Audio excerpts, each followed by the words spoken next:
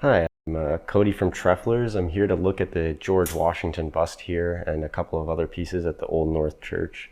I work for Treflers is a large art and furniture restoration company, and we do a lot of restoration projects like this on a multitude of different kinds of pieces. But today we're looking at this, and we'll kind of go through and look at all of the small defects, the level of dirt, see if there's any kind of corrosion, and notice all the little things, and eventually we'll come back and pick the piece up.